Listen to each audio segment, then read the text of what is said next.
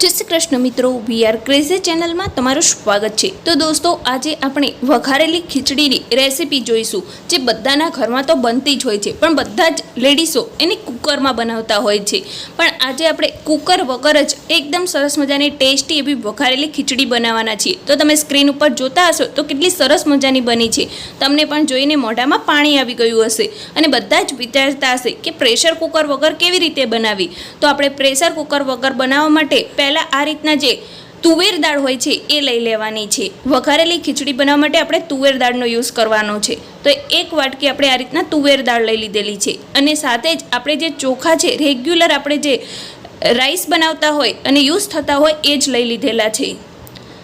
અને આમાં આપણે ચોખાનું માપ વધારે રાખ્યું છે અને જે દાળનું માપ છે ને એ એક જ વાટકી રાખેલું છે। તમે તમારા ટેસ્ટ પ્રમાણે ઓછું વધતું કરી શકો છો અને તમારા ઘરમાં જેટલા સભ્યો માટે બનાવવાનું હોય એ પ્રમાણે તમારે આ માપ લેવાનું રહેશે। હવે એને આપણે સરસ મજાનું ચોખ્ખા પાણી એને ધોઈ લેવાની છે। આ રીતના હાથથી મસળીને સરસ મજાની આપણે પહેલાં ખીચડીને ધોઈ લેવાની છે, જ્યાં સુધી એનું આ વ્હાઈટ પાણી નીકળી ના જાય અને એકદમ ક્લીન પાણી રહે ને ત્યાં સુધી એને ધોવાની છે।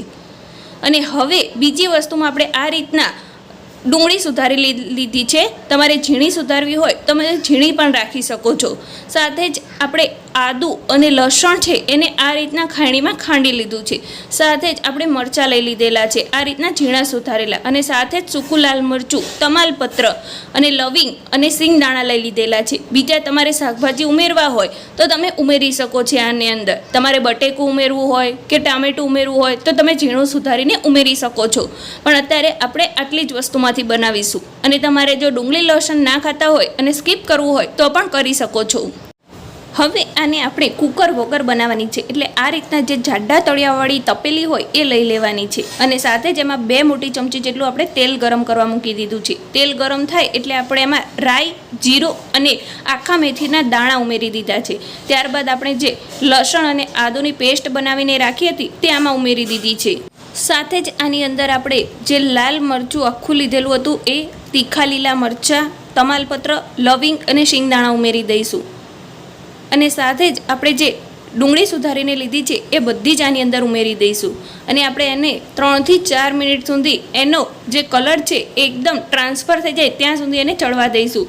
એનો કલર એકદમ ગુલાબી કલર જેવો થઈ જવો જોઈએ ત્યાં સુધી આપણે એને રાખવાનું છે। પહેલાં આ રીતના મિક્સ કરી લેવાનું છે અને 3 થી 4 મિનિટ સુધી થવા દેવાની છે। તો જો આપણી ડુંગળી સરસ મજાની ચડી ગઈ છે, એનો કલર પણ ચેન્જ થઈ ગયો છે। હવે બાકીના મસાલા કરીશું। તો બાકીના મસાલામાં આપણે 1 મોટી ચમચી જેટલી હળદર પાવડર, પછી સ્વાદ અનુસાર મરચું પાવડર ઉમેરવાનું છે, એને પણ મિક્સ કરી લેવાનું છે। અને આ રીતના મિક્સ કરી લીધા પછી આની અંદર આપણે સ્વાદ અનુસાર મીઠું ઉમેરી દઈશું, પછી પણ ટેસ્ટ કરીને તમે ઉમેરી શકો છો। સાથે જ ગરમ મસાલો આપણે અડધી ચમચી જેટલો ઉમેરીશું અને એ પણ ઉમેરી દીધા પછી આપણો મસાલો બળી ના જાય એટલા માટે આપણે 1 ગ્લાસ જેટલું અત્યારે પાણી ઉમેરી દીધું છે અને એને પણ સરસ મજાનું મિક્સ કરી લઈશું બધા જ મસાલાને। અને આ રીતના પાણી ઉમેરી દીધા પછી એને 1 થી 2 મિનિટ સુધી આપણે રહેવા દઈશું। 1 થી 2 મિનિટ પછી આની અંદર આપણે જે ખીચડી મિક્સ કરીને રાખી છે તુવેર દાળ અને ચોખાની એ આની અંદર ઉમેરી દઈશું। આપણે પાણી એનું નિતારી લીધું છે અને પછી જ ઉમેરી છે। જો આ રીતના સ્ક્રીન ઉપર તમને દેખાઈ રહ્યું હશે એ રીતના હવે તમારે બધી વસ્તુને સરસ મજાનું મિક્સ કરી લેવાનું છે। અને આપણે જે તપેલી છે જેમાં આપણે ખીચડી મિક્સ કરી હતી એમાં પણ થોડીક ચોંટી છે, એટલે આ રીતના પાણી લઈ અને એની અંદર આપણે ઉમેરી દઈશું। અને આ રીતના ઉમેરી દીધા પછી આપણે આની અંદર હવે જે 2 લોટા આ રીતના જે સ્ક્રીન ઉપર તમને દેખાઈ રહ્યા છે એ રીતના આપણે 2 લોટા જેટલું પાણી ઉમેરી દીધું છે અંદર। અને આ રીતના પાણી ઉમેરી દીધા પછી આપણે આને સરસ મજાનું ચમચાના મદદથી ઉપર નીચે કરીને સરસ મજાનું એકદમ મિક્સ કરી લઈશું। અને આ સમયે પણ તમારે જો પાણી ટેસ્ટ કરવું હોય ને તો પણ તમને મસાલાની ખબર પડી જશે કે બીજા મસાલા મીઠું કે મરચું ઉમેરવા જેવું છે કે નહીં, તો તમે ઉમેરી શકો છો। અને આ રીતના ઢાંકણ ઢાંકી દીધા પછી આપણે એને વચ્ચે 2-3 મિનિટે વચ્ચે હલાવતા રહેવાનું છે, એટલે નીચે ચોંટી ના જાય। અને જો આપણે 10 મિનિટ પછી જોઈએ ને તો આ રીતના આપણી ખીચડી બનીને તૈયાર થઈ ગઈ છે। 10 મિનિટ પછી આપણે આ રીતના ચમચાના મદદથી એક વખત આને ઉપરથી નીચે કરીને સરસ મજાની મિક્સ કરી લેવાની છે।